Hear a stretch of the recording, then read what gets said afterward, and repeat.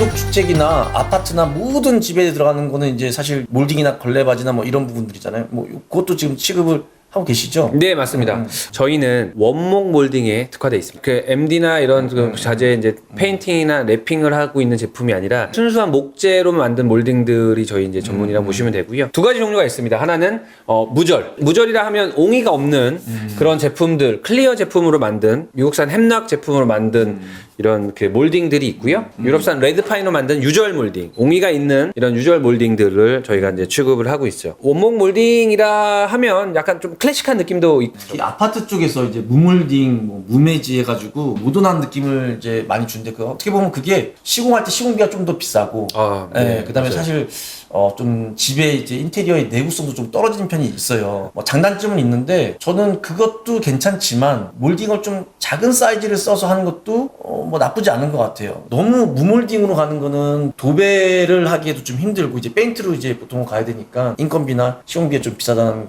그런 부분도 있는 것 같아요. 40년 이상 된 굉장히 오래된 건축 자재 회사잖아요. 이런 흐름들을 많이 보셨을 거 아니에요. 회사 전체적으로 봤을 때 그거에 대해서 좀 어떻게 생각하세요? 뭐 이런 유행이나 이런 것들이 가장 민감한 게 패션이라고 하잖아요. 그래서 얼마 전에 제가 100년 전 보그 표지 사진들을 보게 됐습니다. 근데 지금 봐도 굉장히 세련되고 그 색감이나 뭐 그런 그 패션이라는 것들이 굉장히 세련되게 느껴지더라고요. 건축의 본질이 무엇이냐를 먼저 좀 생각을 하는 게 맞다고 생각을 해요. 우리가 생각을 하는 공간이고 그럼 그 공간을 어떤 식으로 이제 꾸미냐가 인테리어인데 주관적일 수밖에 없고요.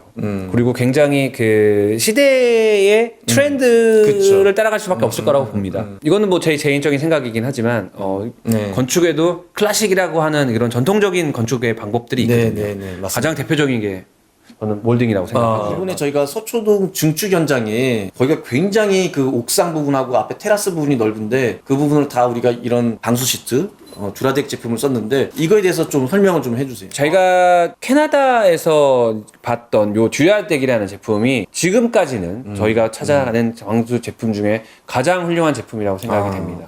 듀라덱이라는 제품에 대해서 간략하게 설명을 드리면 기본적으로 시트 방수입니다. 방수에는 뭐 굉장히 다양한 종류, 도막 방수가 있고 FRP 방수가 있고 이런 다양한 종류의 방수가 있지만 그 중에 한 종류인 시트 방수인데요. 요 시트 방수는 방수 시트를 방수가 돼야 될 면에다가 붙여가지고 더 이상 물이 안 들어가게끔 하고 있는 기본적인 방수는 그렇습니다. 이 듀라덱 제품은 방수 시트 중에서도 굉장히 상위 제품이라고 할 수 있는 게 시트 방수는 사실은 현가식이에요. 바닥에 밀착이 되지 않습니다. 떠 있다는 얘기죠. 떠 있게 되면 어떤 문제가 생기냐면 인위적이든 어쨌든 간에 실수든 거기에 틈이 생기면 누수가 되고 누수가 이 시트 방수 밑에서 막 이렇게 돌아다니다가 가장 취약한 부분에서 물이 새기 시작하기는 거죠. 밑에서 보면 물이 이쪽에서 새는데 그렇게 되면 이제 밑에서부터 가져가게 되면 여기 문제가 없는 거예요. 방수층은 저쪽에서 깨졌는데 듀라덱 같은 경우는 전체를 다 바닥을 전용 본드로 접착을 합니다. 틈이 생기고 거기에 기스가 났으면 물은 거기에만 있는 거예요. 그 밑에서 더 이상 움직이지 않아요. 전체 다 본드로 밀착돼 있어요. 전체 다 본드로 밀착이 돼 있기 때문에 듀라덱이라는 방수 시트 자체가 마감재입니다. 보통 방수는 밑에 방수층이 있고 그 위에 마감층이 있어요. 어떻게든 밑에 방수층이 만약 깨지게 되면 마감층을 드러내지 않는 이상 방수를 보수할 수가 없습니다. 유지보수가 굉장히 골치 아파지는 거죠. 듀라덱 같은 경우는 방수가 하면서 마감이 끝나기 때문에 눈에 바로 보입니다. 뭔가 문제가 생겼던 곳은. 그러면 그 위에 바로 AS든 하자 보수가 진행이 굉장히 간편한 거죠. 한 가지 단점은 이게 마감이기 때문에 마감의 폭이 좁습니다.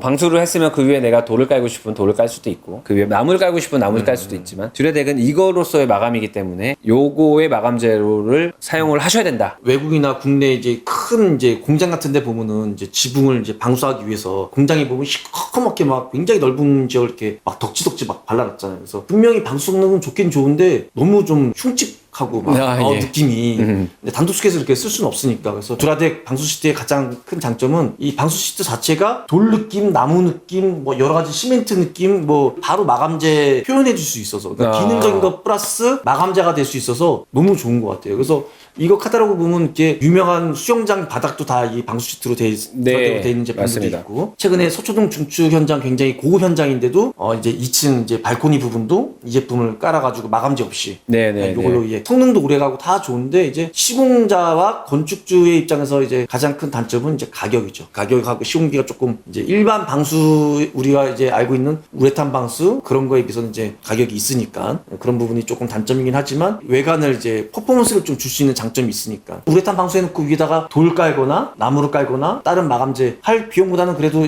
얘를 이렇게 시공했을 때는 또 비슷한 가격이 되는 거예요. 이 우레탄 방수가 이제 깔려있고 그 위에 돌들이 깔려있으니까 어디서 방수층이 깨졌는지 알 수가 없어요. 그 넓은 데로 돌을 다 드러내도 표면이 매끈하게 있는 게 아니기 때문에 누수 잡기가 너무 힘들어요. 근데 이 제품 같은 경우는 일괄적으로 눈으로 바로 1차적으로 이제 누수된 지점을 볼 수가 있어서 굉장히 좋죠. 북미나 캐나다 쪽에서는 굉장히 많이 각광받고 있는 제품이고 많이 지금 사용이 늘어나고 있는 제품입니다. 기능이나 기술적인 뭐 코스트라고 좀 봐주시면 좋을 것 같고요. 주택에서 가장 큰 문제는 누수라고 보고요. 맞아요. 그 중에 누수 중에서 가장 또 어려운 게 테라스나 지붕에 대한 네. 그 방수입니다. 네. 그러니까 특히 이런 뭐 서초동 그 현장 같은 경우는 또 굉장히 큰 집이고 고급 집이지만 이제 테라스나 이런 부분들은 그게 이제 밑에 있는 벽과 공간을 공유를 하거든요. 그런 좀 어려운 공간들을 좀 해결하기 위한 되게 좋은 솔루션이라고 생각합니다.